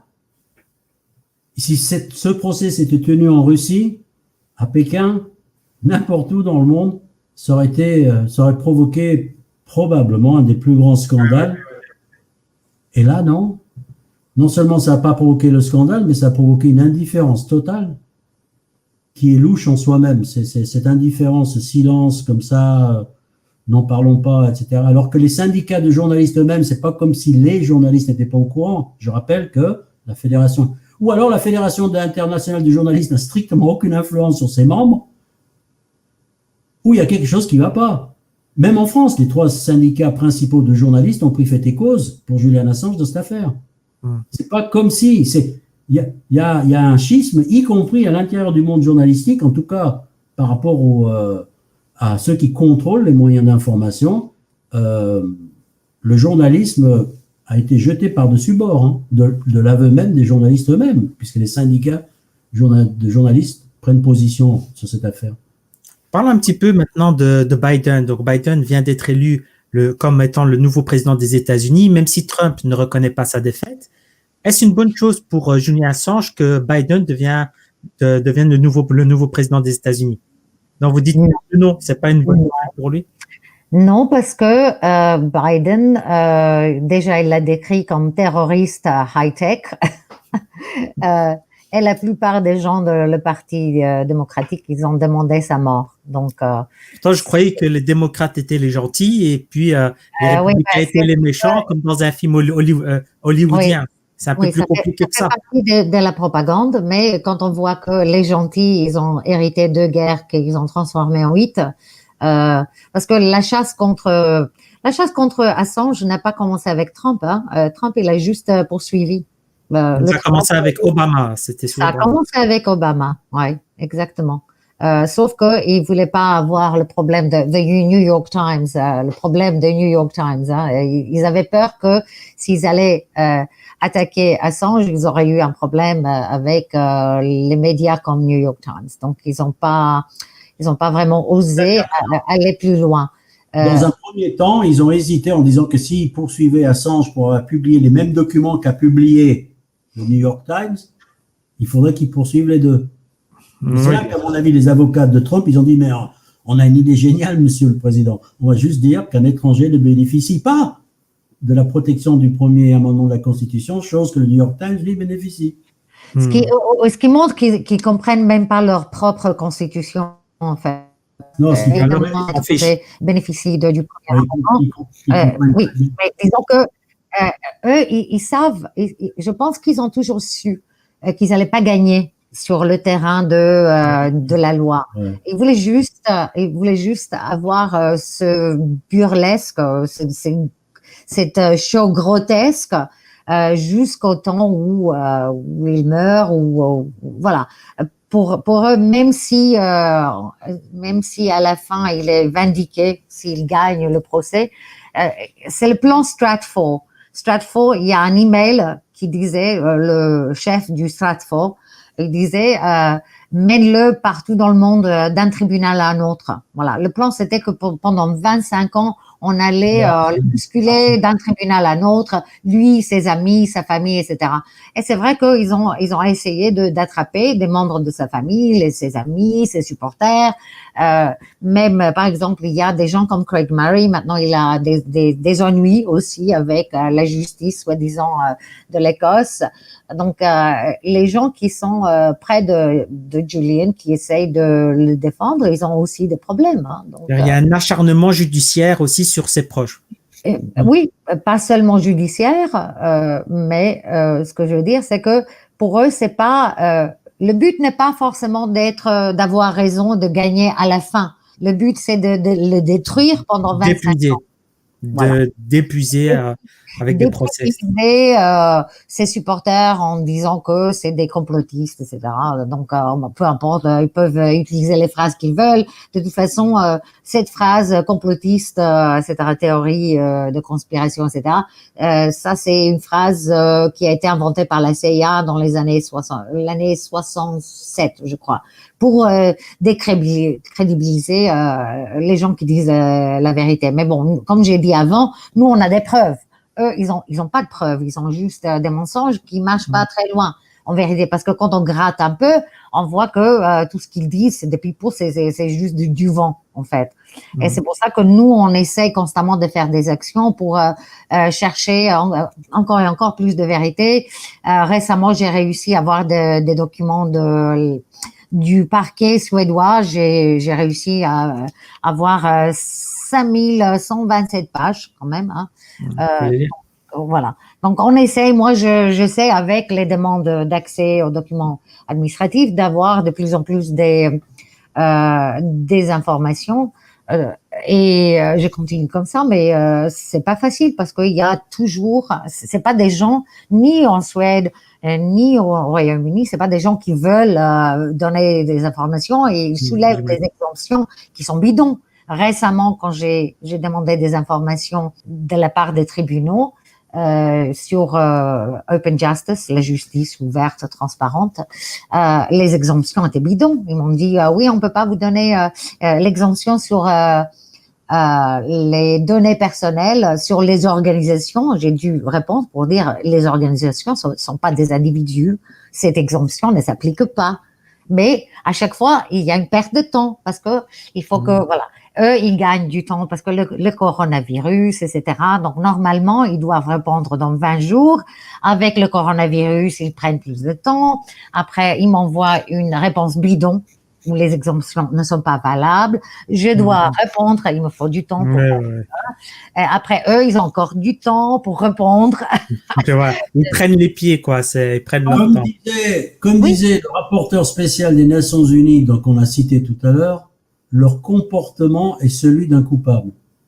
Ah oui, non, mais c'est des escrocs, en fait. C'est Ah des oui. vulgaires voyous qui sont au pouvoir et ils ont, voilà, il faut démystifier tout ça, il faut démystifier ces gens-là. Et c'est pas des gens spéciaux. Le seul fait le seule chose qui les adorne, c'est les mythologies, la peur, parce que les gens, en général, les gens sont terrorisés. On est devant des gens qui sont brutales. C'est des gens brutales, voilà. C'est pour ça que je pense qu'il y a une lenteur par rapport à une réaction. On aurait dû réagir beaucoup plus vite. On est comme comme pendant la Deuxième Guerre mondiale, on est sorti de là, on a des millions de personnes qui disent on ne savait pas. Comment ça? Comment ils n'ont pas pu savoir que pendant au moins 5 ans, il y avait des gens qui allaient dans les crématoriums, qui disparaissaient, leurs voisins. Il y avait des gens qui disparaissaient. Comment ils ont pu dire à la fin on savait rien? Voilà. Est-ce qu'on va dire la même chose un jour, nous? On va dire on ne savait rien en fait. Quand tout est là, si on veut savoir, on peut savoir. L'information existe. C'est pas parce que la plupart des journalistes se sont tus que l'information n'existe pas. Surtout aujourd'hui, à notre époque, avec Internet, etc., où l'information circule à une vitesse Même hallucinante. avec la censure. Oui, et même avec la censure, si on veut savoir, on peut savoir. Même avec donc les gens, ils veulent pas savoir parce que bon, chacun il a ses raisons, mais c'est inadmissible. Moi je trouve, il n'y a pas de défense pour ça, pour pour tourner à côté, ne pas regarder les brutalités, la barbarie. On est déjà dans la barbarie. C'est pas parce qu'on a peur que ça va disparaître. On est déjà là et ça va toucher chacun de nous parce qu'ils vont pas s'arrêter à Julian Assange. Il va chercher celui qui a fait un tweet qui n'était pas convenable pour les autorités, peu importe si c'est les autorités aux États-Unis ou en France ou ailleurs. Ils vont commencer à chercher tout le monde, tous ceux qui parlent des vérités, qui disent ce qui se passe, qui racontent le vrai monde aux gens pour qu'ils puissent faire des décisions qui sont dans la réalité, pas de décisions par rapport à une mythologie de quelqu'un d'autre. Donc, non, ils veulent pas des gens qui pensent, en fait. Et surtout qui arrivent à braver l'autorité, en fait. Voilà, ils veulent pas être contredites, c'est ça. Ils veulent pas. Et on voit le monde, on voit au fur et à mesure, on perd encore plus de nos libertés et on parle les gens sont en train de parler d'une autre époque où voilà, les communistes, il n'y avait pas de liberté. Et là, ce qu'on vit, c'est la liberté. Depuis 3 décennies, c'est la liberté. C'est quoi ça? On est des spectateurs des barbaries partout dans le monde, y compris dans nos propres pays. Et on pense qu'on est libre. Nous, on est libre. On n'est pas du tout libre. Il faut voir cette réalité avant d'avoir le pouvoir de commencer à penser. Parce que le plus grand problème, c'est que les gens ne pensent plus. C'est ça le plus grand problème. Est-ce que Julian Assange est un martyr de la liberté de la presse? Non. Non? Non, Pour toi, Julian Assange, que représente-t-il? Pour moi, c'est le martyr de notre droit de savoir. La liberté de la presse est un terme que j'exècre personnellement. Pourquoi? Parce que, résumé en tant que tel, c'est la liberté d'une industrie qui s'appelle la presse, qui est gérée par des milliardaires dont les intérêts sont pas forcément concomitants avec les nôtres. Par contre, oui, c'est un martyr de notre droit de savoir. Et comme par hasard, notre droit de savoir est justement en train d'être violé par la presse. D'accord? Ou alors, il faudrait dire d'une certaine presse ou de la vraie presse. D'ailleurs, il y a un événement récent qui m'a complètement choqué et qui montre bien le niveau, l'augmentation de de la température de l'eau des grenouilles que nous sommes, c'est que les télévisions américaines, l'autre jour, ils ont coupé la parole à Donald Trump. Ouais. Oui. Moi, je tiens à préciser que j'ai un mépris profond pour Donald Trump. Mais je trouve absolument choquant que les médias privés puissent couper la parole à un président élu, puisqu'il avait été élu, de la plus grande puissance planétaire, d'un président. Imaginez le traitement réservé aux autres. Deuxièmement, de quel droit? Parce qu'ils estimaient, et c'était peut-être vrai, que les propos du président étaient délirants. Ils étaient moins regardants quand c'était les propos de Bush, par exemple. Pas très regardants à l'époque, hein, il laissait parler. Et Bush, lui, c'est des millions de morts. Pas... Et la question ultime, c'est de quel droit?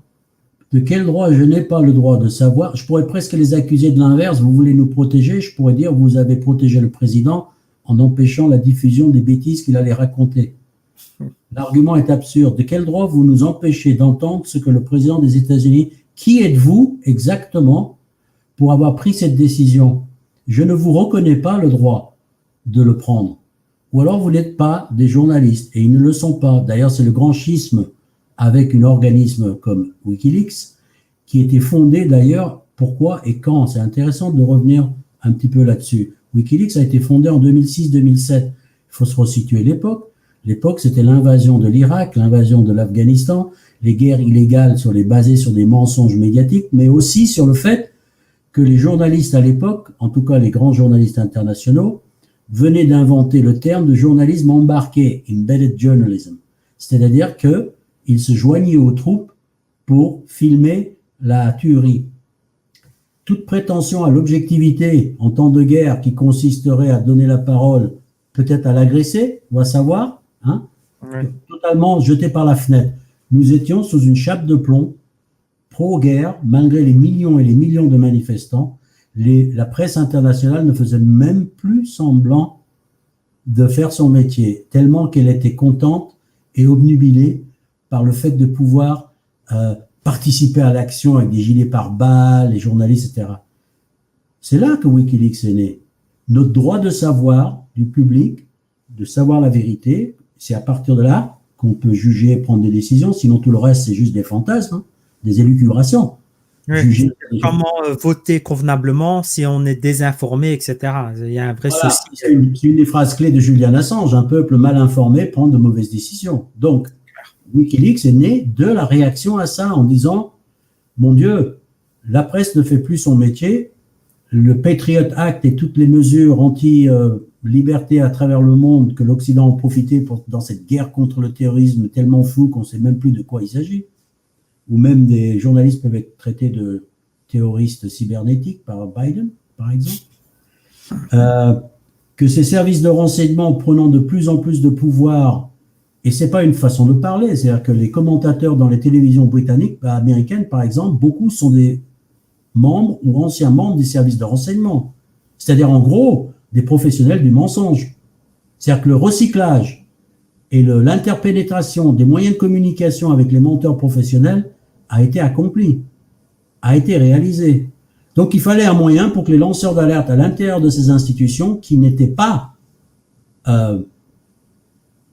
aptes à dénoncer leurs propres dérives, et on parle de dérives, on ne parle pas d'action normale, on peut discuter, mais là on est en train de parler carrément de crimes, y compris de leur point de vue officiel. C'est pas bien ce que tu as fait, l'autre si c'est bien ce que j'ai fait. Non, c'est pas bien ce que tu as fait, ta gueule. C'est même pas, ils se défendent même pas en disant ce que nous avons fait, c'est bien parce que ils disent que celui qui les a dénoncés, il n'y même pas. Il y a pas. Ce qui montre le degré de corruption, parce que si une institution punit celui qui dénonce les malversations de l'institution selon l'éthique de l'institution elle-même, c'est que l'institution elle-même est corrompue. D'accord? Si l'armée américaine ne remercie pas Julian Assange de lui avoir attiré l'attention sur des crimes dont elle n'aurait pas eu connaissance, crimes qu'elle-même qualifie de crimes selon ses propres règles, alors c'est que cette institution, l'armée, est elle-même corrompue, où il n'y a pas une seule personne suffisamment dotée d'éthique pour dire oui, c'est vrai, c'est un crime, je suis content d'en prendre connaissance, je peux être désolé de la façon de l'apprendre, n'empêche que, voilà, l'important c'est que, et on va en faire en sorte de le corriger. C'est pas ça qui se passe. Est-ce que, à travers Julian Assange, est-ce que c'est pas simplement la contre-information, des informations alternatives dessus, on va dire, des grands médias? Est-ce que c'est pas ça qui est attaqué? Est-ce qu'il ne préférait pas plutôt un monde comme au début, par exemple, des années 90, lors de la première guerre d'Irak, où il y avait plein de médias mensonges et il fallait du temps un petit peu pour que les gens, même ceux qui sont un petit peu informés, le sachent, et qu'aujourd'hui, avec Internet, avec les nouveaux moyens de communication, on est plus vite au courant de tout ça, des mensonges des médias, et ça se propage plus vite, et que les États-Unis et d'autres nations, en fait, ils veulent pas que l'information circule, que la vérité circule. Les faits, déjà, les gens en masse ont cru l'information de Wikileaks, parce que Wikileaks fournit les preuves. C'est pas juste des opinions. Il y a les preuves originales devant les yeux des gens qui lisent l'information. Donc, ils veulent en fait, excusez-moi, simplement que l'information officielle circule, c'est ça? C'est la vraie information, en fait. C'est pas quelqu'un qui dit que quelqu'un d'autre a fait, a dit, etc. Donc, les preuves elles-mêmes sont devant les yeux du lecteur, déjà. Et c'est pas un accident que des millions de gens ont cru dans cette information et ils ont réagi. En fait, cette guerre n'est pas contre juste Julian Assange et Wikileaks, cette guerre est contre nous, parce que c'est nous avons cru l'information, nous avons compris, nous avons pensé, réfléchi, digéré, compris et réagi. Ils ont peur des gens qui pensent, qui réfléchissent et qui réagissent. Et cette guerre est contre nous. Et c'est ça que les gens doivent comprendre, que en fait, cette oppression qui va continuer et s'accentuer est une guerre contre nous tous. Ils veulent que nous reculons et que nous deviendrons des moutons, en fait. Mais je pense que la plupart des gens, ils veulent pas être des moutons. Dernière question, que pouvons-nous faire concrètement pour aider Assange? Ben déjà, il faut tout mettre en lumière constamment. Il faut pas on lui a fermé sa gueule, mais il faut que nous prenons ses mots, ses paroles, sa voix, et il faut que nous accentuons sa voix à lui. Moi, j'ai fait une action, j'ai fait une plainte contre Emma Arbuthnot, celle-là qui est la magistrate en chef, qui a été promue depuis. Elle a été promue. Elle a eu sa récompense pour son sale boulot. Donc, elle est maintenant juge à la cour, the High Court. La haute cour. Elle a été récompensée pour ses services à la classe dominante. Donc, moi, j'ai fait une action qui existe maintenant en français et en allemand. La traduction. La plainte a été traduite en français, allemand, espagnol, elle existe déjà en anglais évidemment, et on l'a mis sur une site qui s'appelle Wise Up Action. Donc les gens ils peuvent signer et commenter sur cette action. Le lien se trouvera en bas de la vidéo. On a besoin de montrer que nous avons le pouvoir de changer les choses. Et chaque individu a ce pouvoir et chaque individu doit se joindre à toute action qui est pour Assange. Donc maintenant qu'on a commencé, par exemple, à demander aux syndicats, pas seulement les syndicats des journalistes, tous syndicats, tous les syndicats qui défendent les droits des femmes, les droits de tout le monde. Ceux qui sont pour l'environnement, les pires pollueurs, c'est ceux qui font des guerres avec des armes nucléaires ou quasi nucléaires, etc. Donc tous ces gens qui pensent que Julian c'est juste quelqu'un qui lutte contre les crimes de guerre, il lutte pour toute liberté et pour tout ce qui nous donne le pouvoir de survivre sur cette planète. Il faut arrêter ces gens-là, c'est des psychopathes. C'est des psychopathes qui vont détruire toute vie, y inclut toute la planète, si on les laisse faire. Et donc, toute personne qui a des soucis par rapport à nos vies sur cette planète, à cette planète elle-même, doit se joindre à cette action pour sauver la vie de cet homme, parce que c'est un homme, hein, c'est pas un ange. Il vit dans un corps humain qui a des problèmes. Il n'est pas en bonne santé. Il y a un grand risque qu'il peut mourir beaucoup plus tôt qu'on pense. Il pourrait mourir carrément. Je suis pas la seule personne qui le dit. Donc déjà, Nils Melzer, quand il a fait son rapport par rapport à la torture, il a dit plusieurs fois que cet homme est à risque de mort imminent, un risque imminent. Donc on peut pas jouer avec ça. On peut pas jouer avec non seulement la vie de cet homme, mais la vie de nos libertés. On peut pas jouer avec nos vies comme ça.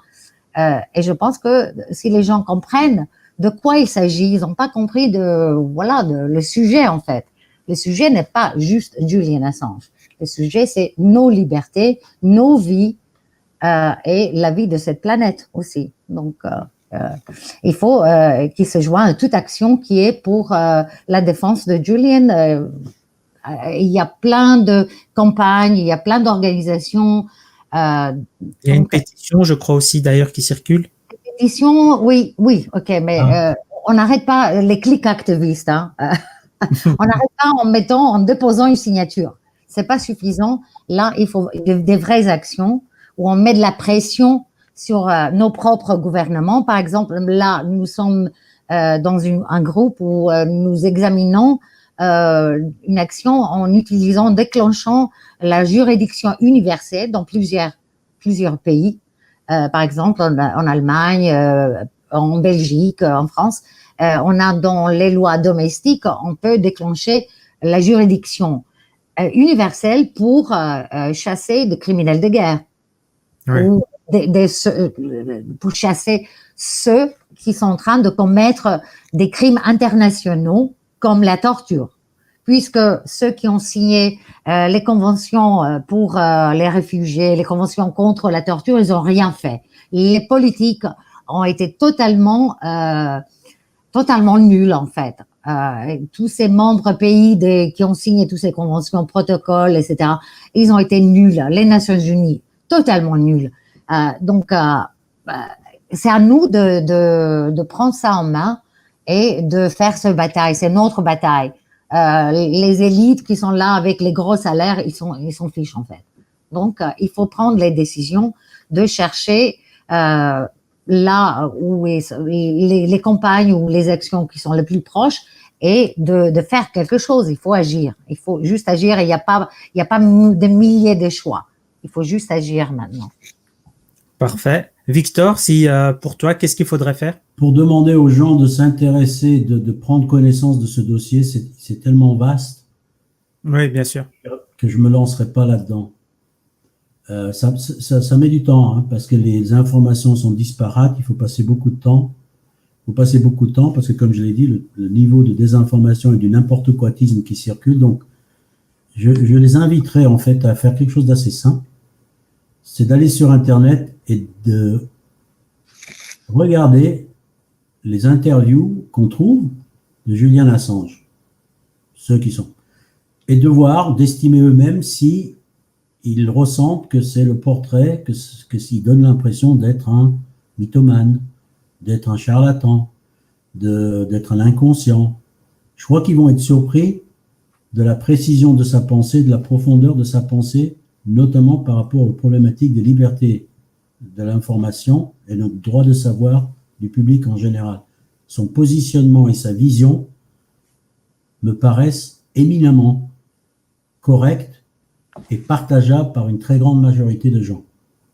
Sa position, qu'on soit de gauche, qu'on soit de droite, ce n'est pas un anarchiste qui rêvait de faire sauter les gouvernements en publiant tout et n'importe quoi en espérant que les gouvernements tombent. Si c'est ça l'image que certains pourraient avoir. Pas du tout. Bien. Qu'est-ce qu'on peut faire pour Julian Assange et Wikileaks et notre droit de savoir tout ça englobé dans un. C'est simple, enfin c'est simple. C'est un procès politique dans le plus pur style et dans la plus pure définition du terme. Un procès politique, et je sais de quoi je parle, je me suis occupé d'une association de défense des prisonniers d'Amérique latine pendant des années. Ses meilleures chances de réussite, c'est le silence. Ça, c'est le rôle que les médias, les grands médias ont tenu et ont magnifiquement accompli ces dernières années et surtout ces derniers mois. Donc déjà, briser ce silence. Julian Assange n'est pas un homme isolé. Il a été coupé du public par les médias. Il est superbement accompagné dans son combat. Et quand je dis superbement, je ne fais pas référence à mon humble personne, peut-être à Niki si vous voulez, mais je l'ai dit au début, il est accompagné par les plus grandes associations de défense des droits de l'homme, par les plus grandes associations de défense de la presse au monde, par tous les grands syndicats de presse de journalistes au monde, par des personnalités plus que respectables au monde, par les plus grands journalistes d'investigation du moment, et c'est le journaliste le plus primé en prix journalistique du XXIe siècle. Et il n'y a, petite cerise sur le gâteau, jamais eu d'accusation de viol contre lui en Suède. Tout ce que vous pouvez faire pour sortir de cette affaire du silence est un plus pour Julian Assange. Est-ce que ça sera suffisant? J'en sais rien au point où nous en sommes. La preuve qu'ils ont voulu maintenir ça dans le silence, c'est que jusqu'au dernier moment, le procès qui s'est tenu en septembre, je rappelle qu'ils ont expulsé ou interdit d'entrée 50 ONG. 50 ONG, et parmi les plus connus au monde. Ils n'ont laissé filtrer qu'au compte-à-gouttes.